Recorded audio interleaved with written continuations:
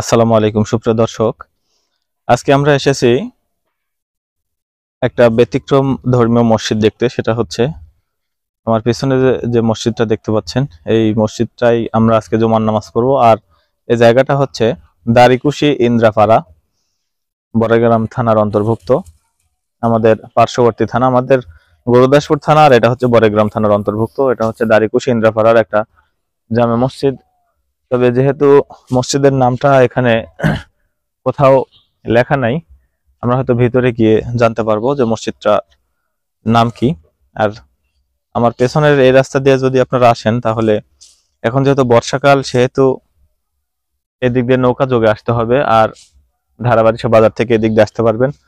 আর যদি আমার এই পাশ দিয়ে যদি আসেন, তাহলে এখান দিয়ে আপনারা জোনাইল থেকে আসতে পারবেন। এই যে যে রাস্তাটা দেখতে পাচ্ছেন, এটা হচ্ছে জোনাইল থেকে আসার রাস্তা, আর এটা হচ্ছে মসজিদ।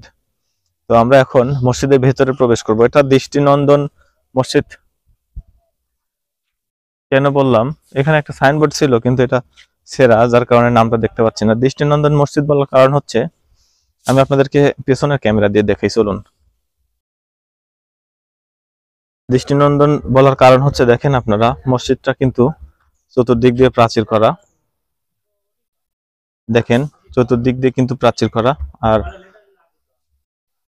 ভেতরের অবস্থাটা এরকম। এখানে কি একটা সুন্দর একটা জায়গা রয়েছে, মাঠের মতো। এখানে আপনারা পর্যাপ্ত পরিমাণে গাড়ি পার্কিং করতে পারবেন। এখানে কিছু প্রচুর পরিমাণে জায়গা আছে, আপনারা দেখতে পাচ্ছেন। আর এখানে বিশেষ যে একটা আকর্ষণ, সেটা হচ্ছে প্রাচীনকালে আপনারা কূপের বা কুয়ার যে কথা শুনেছিলেন, যারা গ্রাম অঞ্চলে থাকেন তারা হয়তো দেখেছেন।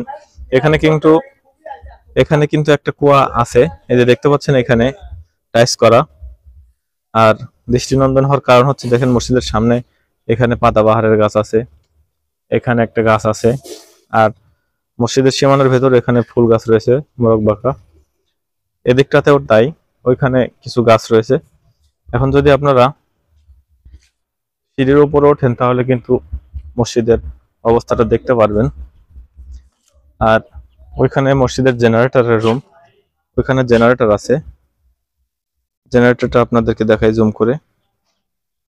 এই যে দেখতে পাচ্ছেন, এখানে জেনারেটর রাখা। আর এটা হচ্ছে কাপড় দিয়ে ঢাকা, এটা হচ্ছে খাটিয়া বা খাটনি, আমরা যেটাই বলি না কেন। এটা হচ্ছে মসজিদের ডান পাশের জায়গা। ভেতরে ওই ওই পাশে একটা মানে নালার মতো দেখতে পাচ্ছেন, অর্থাৎ মানে জোলা বলে এলাকায়। আর ওই পাশে হচ্ছে ধান ক্ষেত। আর এটা হচ্ছে মসজিদের বাইরের অবস্থা। একতলা মসজিদ, দেখতে কিন্তু খুবই সুন্দর। আর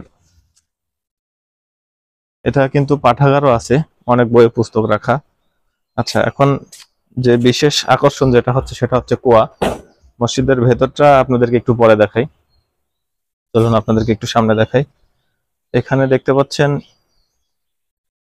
অজুখানা। এই অজুখানাটা কিন্তু অনেক বিস্তৃত একটা জায়গা। আর যে কুয়ার কথা বললাম এতক্ষণ যাবত আপনাদেরকে, এই যে এটাই সেটা। এই কুয়াটা কিন্তু যেহেতু অনেক আগের, তো এখন ওইরকম আর ব্যবহার হয় না, যার কারণে কিন্তু কুয়ার মুখটা বন্ধ করে রাখা হয়েছে। শুধুমাত্র একটা জায়গা খালি রাখা হয়েছে, হয়তো যখন কারেন্ট থাকবে না দীর্ঘক্ষণ যাবত, ওই পাশে মোটর আছে, সাবমার্সিবল পাম্প গাড়া। যখন দীর্ঘ সময় কারেন্ট থাকবে না, তখন হয়তো এখান থেকে, এই যে কুয়ার ভেতরে দেখেন, এই যে কুয়ার নিচে কিন্তু পানি রয়েছে। আচ্ছা, এটা হচ্ছে সামান্যতম মুখ রাখা কুয়ার। আর এই বালতিটা এখানে রাখা আছে, এই বালতি দিয়ে এখান থেকে পানি উঠিয়ে আপনারা চাইলে ওযু করতে পারবেন।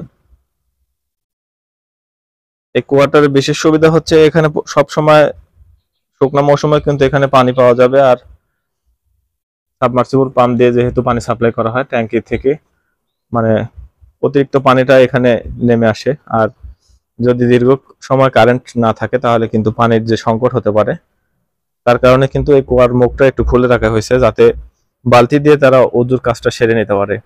আর এটা হচ্ছে মসজিদের মেইন গেট। আল্লাহুম্মা আফতাহ লি আবওয়াবা রাহমাতিক। আপনারা দেখতে পাচ্ছেন, এটা হচ্ছে মসজিদের অবস্থা। অনেক সুন্দর এবং